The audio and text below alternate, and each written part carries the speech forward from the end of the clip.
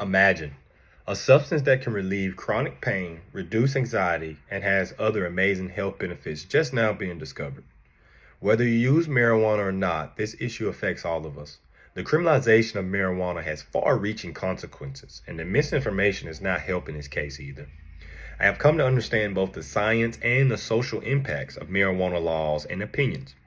Marijuana should be legalized in the United States for medical and recreational use because it is safer than many legal drugs used today, has many health benefits, and the criminalization causes more harm than good in communities. Today I will show you how marijuana legalization improves public health and reduces social injustices caused by outdated drug laws. Let's begin by looking at how marijuana can actually contribute to society despite the stigma it still carries, and how it is safer than alcohol and tobacco, the health benefits, and also how it has been criminalized in the past. Marijuana has no known lethal dosage. Alcohol can be fatal in large doses, and alcohol poisoning kills thousands annually. Tobacco is not acutely toxic in a single use, but long-term use is highly lethal in the form of most cancers. Alcohol is also linked to liver cancer, breast cancer, and several other types, while marijuana is not linked to any cancer in moderate uses. Tobacco is also highly addictive. Nicotine is among the most addictive substances known to man. Alcohol is also highly addictive and can cause severe physical dependence and dangerous withdrawals. Marijuana is less addictive. Only an estimated 9 to 10% of users develop a physical dependence on cannabis, compared to 15% for alcohol and 30% for tobacco. Alcohol is also strongly associated with violence and aggression, and impairs drivers while they're on the road. While marijuana is generally not associated with violence or aggression, and it often has a calming effect on users. Alcohol is linked to liver disease and brain damage and heart problems, and also is a major factor in most traffic fatalities on the road. My sources are goodrx.com and verywellhealth.com. Some health benefits of marijuana are anxiety relief. CBD has been shown to reduce anxiety in most patients, especially effective for social anxiety disorder and PTSD patients.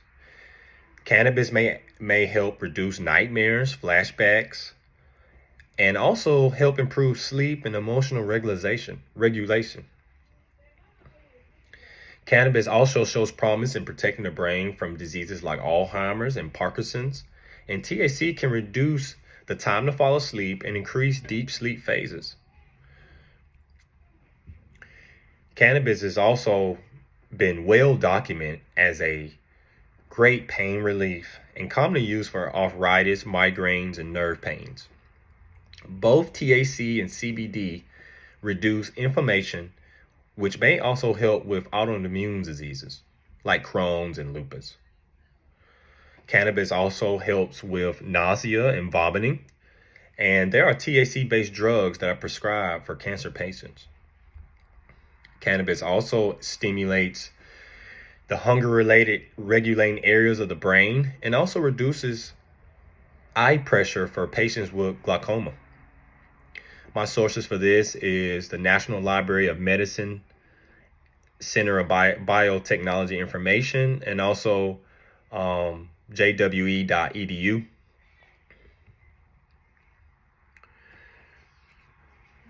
In the ancient world, cannabis was used for thousands of years for medicine and rituals. In the early 1900s, after the Mexican Revolution of 1910, immigrants brought cannabis back to the U.S. Anti-Mexican sentiment and racism led to fear around marijuana, often linked to crime and laziness.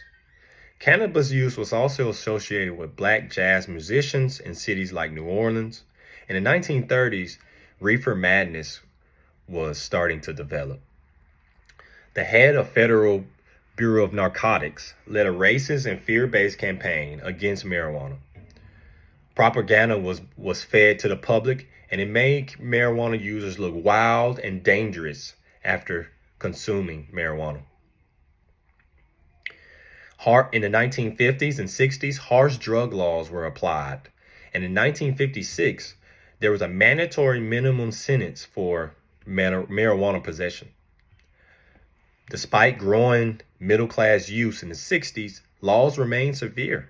In 1970, under President Nixon, marijuana was classified as a Schedule I drug, which is the most restrictive category. And also arrests were made and incarcerations were held of Black and Latino communities, despite similar uses among other communities as well. Minor possession led to felony records, which could affect jobs, housing, voting rights, and the overall life of people in minority communities. My sources for this is pbs.org and also the PMC PubMed Central.